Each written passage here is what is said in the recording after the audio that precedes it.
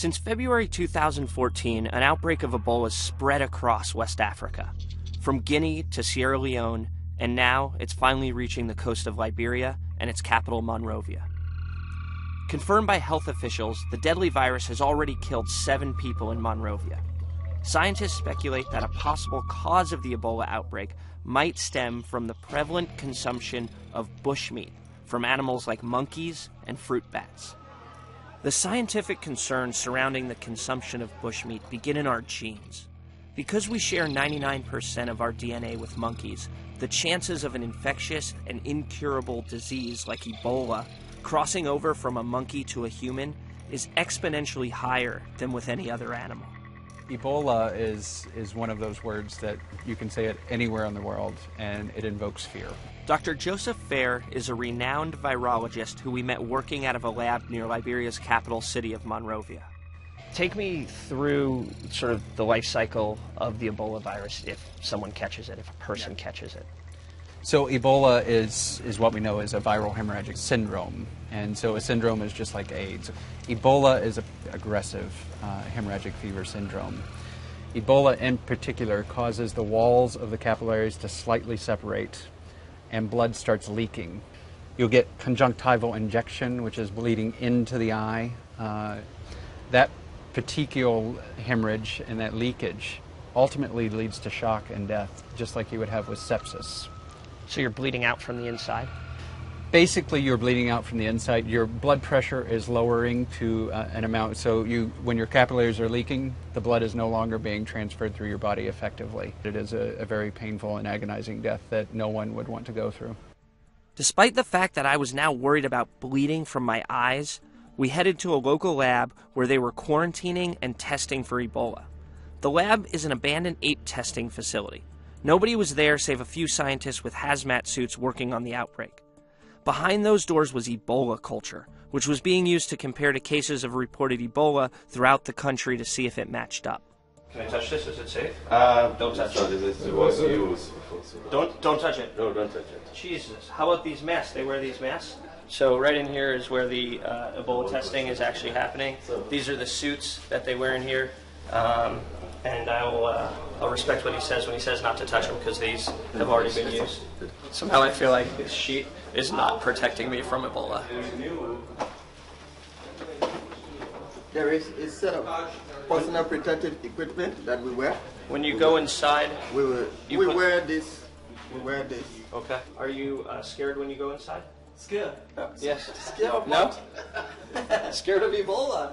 That's true, but I'm standing out here and I'm scared. Great. I'm glad my job's out here and your job's in there. It's okay. I can dress you and go in there. No, thank you. It's okay. Dr. Sarr's in charge of all infectious disease testing in Liberia. He's kind of a first line of defense against mysterious disease coming out of Africa. But like many Liberians, Dr. Sarr was skeptical about the presence of Ebola. The truth is that we haven't had any except for one case. Of course, one case constitutes an outbreak in the Ivory Coast, I think somewhere in the 70s, I think. And that is all. So since then in Liberia, no, not anywhere else except now. Culturally, humans have evolved with non-human primates all throughout Africa and Asia. And I think something that we don't usually think of in the West is how that they evolved here. They're kept as pets. They're also used as a major food source, aka bushmeat. Now, a monkey is only one part of what you would consider bushmeat. A piece of bushmeat would be any animal coming from the forest. Again, most people don't kind of recognize the need for bushmeat. So when you imagine living in the deep forest of Central Africa and or Asia, it's very difficult to raise domestic animals, yet human beings by their nature need protein sources. So bushmeat in many parts of the world still is a necessary part of the diet. There are certain types of bushmeat which we know are more dangerous than others. And those particularly are birds, non-human primates, including the chimpanzees, gorillas, monkeys. Bats, we're learning, are of great concern. But despite the danger, how does one of Liberia's top scientists feel about bushmeat? I will be very dishonest if I tell you, no, I eat bushmeat. The antelopes, they kill them, they dry them, and the meat comes to market. That's what I like most, yeah. But I don't like monkey meat. It turns out the very facility we were standing at has a rich history of pandemic disease. A chimpanzee testing facility in the 80s and 90s, it was here that a doctor named Preston Marks discovered HIV-2 in a local pet monkey in a nearby village. While HIV-1, the most common strain of the disease, was discovered to have come from chimpanzees as early as 1959, it was unclear where HIV-2, the less common but still deadly HIV, originated from, until Dr. Marks tested a sooty mangabey while working at the Institute in Liberia in the late 80s. And I took this picture on my second trip of this young girl in Lofa County, Azozro, Liberia, and it's worth 1,000 words. I mean, look at it. I mean, that sooty mangabey, which is the species, the only species in West Africa that harbors the ancestor to HIV-2. And look at it. It's like it's just like a cat. It's like a house cat. It's her friend. In an eerie parallel to Dr. Marks discovering HIV-2 in a pet monkey from Lofa, today's Ebola outbreak seems to have also originated from the same place. Lofa, a dense jungle province of Liberia that sits on the border of Liberia, Sierra Leone, and Guinea, is a trading center where hunters from the jungle bring bushmeat to trucks that then head into markets in all three neighboring countries. In an attempt to stop the virus, the governments have banned the bushmeat trade. But Liberians have been ignoring the threat and the ban. In order to find out why, we met up with a local journalist. But turns out he harbored a few Ebola conspiracy theories himself. Here's your friend. I'm interested in this Ebola thing because the feeling in Monrovia and across the whole country is that Ebola never came to Liberia. We are at Waterside, this is the main market, and we are going to the market where they sell bushmeat and other food stuff. Apparently the bushmeat shop is in the back. Holy shit, the smell is super putrid. So the Liberian government bans bushmeat. Totally, right? But you can still buy bushmeat. You can still buy bushmeat because they are telling the Liberians not to eat it.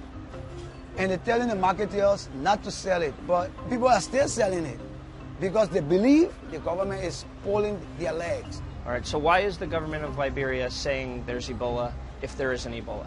Apparently, it's a scam to get some money from the international communities, from the donors. It's mainly so because the government is broke. Everybody knows that. The government was able to say that there was $16 billion investment here. They have nothing to show for it. So a lot of people don't believe that Ebola is here. Official government policy was to ban the sale of bushmeat. However, as we hit the market, we learned how effective that prohibition actually was. Excuse me, madam. We want to buy some meat. Hey, Nagby, what kind of meat is this? These are deer meat. Has that meat caused you any problem? Nothing. So, what do you believe about Ebola? Before we were born, our great-grand were born, they were eating meat. No Ebola in meat. My children and myself were eating it. My husband eating it. My family, everybody eating meat. I don't know everything that's going on right now. Okay. There's a guy singing through a megaphone. She's screaming at me that there's no Ebola in meat. There's hundreds of dead deer parts.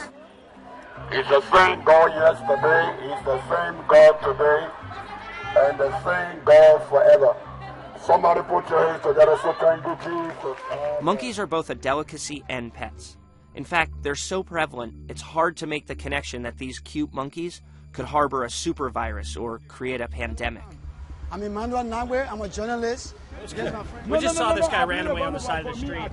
He's got a pet monkey that he got last night from Ivory Coast. His friend wanted to eat it, but he said, no, I'm keeping it as a pet. This is pet. Yeah. Nobody will eat it. Hey, you want to carry my monkey? Now for test. Carry me and my monkey, go and test for my monkey got no sickness. I got no sickness. Ebola, you are carrying Ebola to America, you are carrying Ebola to anywhere the government say Ebola is. Let's go there and find Ebola, but Ebola is not here with me. I got Ebola here. Me and Edmund Williams, if I die, that's my right. Nagby went to go get more bushmeat, while I looked into where I could go buy some monkey meat. Hi, how are you? Can I buy some monkey, please? Thank you. We came out to the back here, and this woman had 4 or 5 monkeys for sale. So while the Liberian government theoretically has banned monkey meat, you can still get it. Look at this, just a wheelbarrow full of bushmeat right here. You put in the water, you soak. Okay. When you soak, then the flesh can come out. Do you worry about eating this? No, it's sweet. It's sweet? Yeah. Very sweet. You like it? It's sweet meat. Bread now. Bread now, I eat it like now. this. I'm very hungry, I eat it like this. Thank you very much.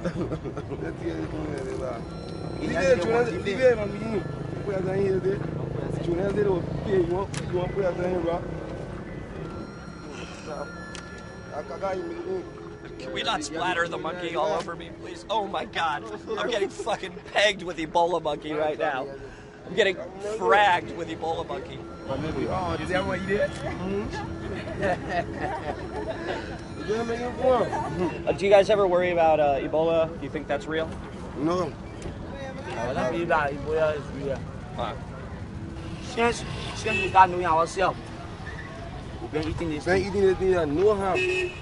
Not to harm. All right. Look, you cut yourself. You cut your hand. You cut your hand. Look. You got no problem. No problem, no problem. It's okay? Nagby showed us what he had bought for that night's dinner. Okay, what I got was some fresh meat. This is deer meat. Oh, more deer meat. Yeah, you see the from the feet. And this is bush rodent. We call it bush rat. These stuff are delicacy, my man. If you give somebody cow meat, they'll prefer this. If you give them fish, they will prefer this. Seriously. Is that a claw? It's a claw, yeah. Nagby invited us to his home to watch how his wife prepares the bushmeat for a meal. This is the house. Here's my wife, Fatou. And she's coming to prepare the food. What happened? Oh, are you okay? Yeah, What happened with your finger? so it was shopping, so I made mistake. You cut yourself? Yeah. Excellent. Are you okay? Yeah, You cut while were you cutting the meat? yeah. Just like any other food, if it's cooked, there's not really a problem. It's through the preparation where you get that blood and body fluid transfer from the rodent to the humans. And we actually have found humans with the monkey forms of the viruses. And so those are people that we obviously monitor because those viruses might be the next HIV pandemic. Which sort of meat is this? Yeah, Deer meat. yeah. Oh yeah. That's that little rat armadillo thing? Yeah, the groundhog. What do you call it? Bush hog. It's groundhog. The groundhog. The rodent. Yeah, the rodent. One of the dangers, one of the things that the experts warn against is that one of the main sources of transmission is that if you're cutting the bushmeat, you're handling the bushmeat, and you get a cut, and then you interact with it, that's when disease transmission could occur. So Nagby's wife was preparing a meal for us, and that's exactly what happened. She cut herself while she was cutting the meat. So not an academic fear, something that could really happen. Can we meet this guy's, the owner, your neighbor? Yeah, let me find out if he's there. Okay, thank you.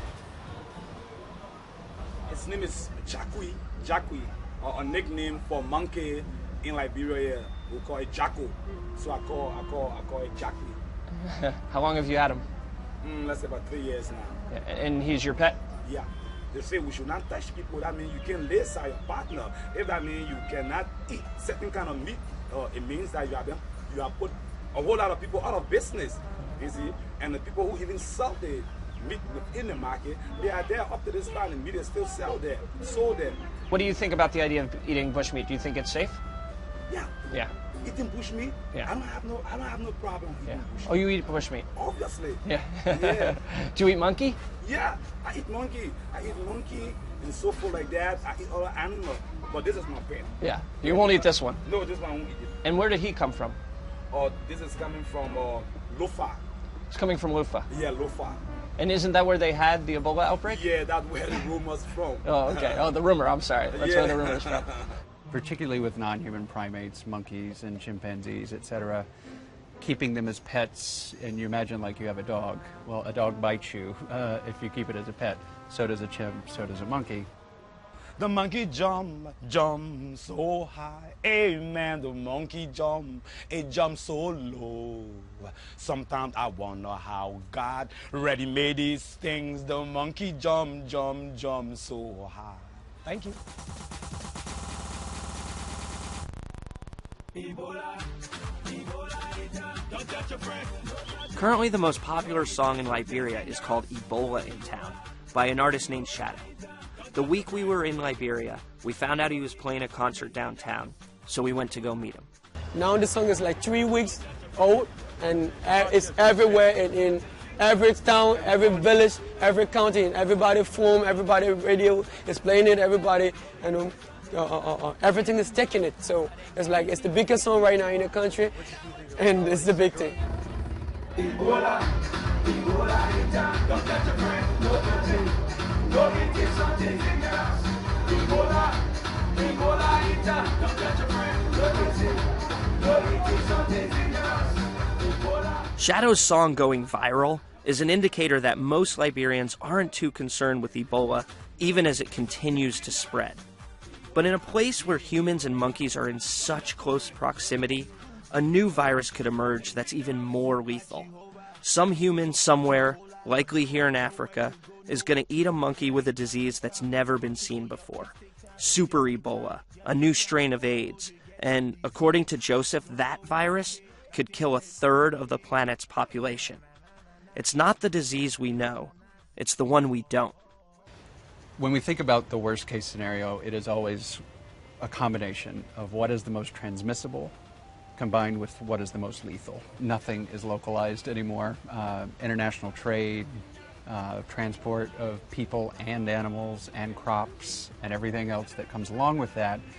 You know, what used to happen in one remote corner of Africa can easily spread to Europe or the United States. The next global pandemic exists somewhere. The virus just has to jump that gap the way HIV did decades ago and Ebola did today. And when it does, the planet will be singing a whole different tune.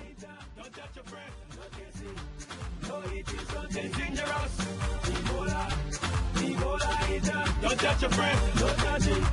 No eating something dangerous. Ebola, Ebola in town. Don't touch a friend, no kissing. No eating something dangerous. Let go. Let go. If you like the monkey, don't eat the meat. If you like the baboon, I said don't eat the meat. If you like the bird, don't eat the meat. Ebola in town.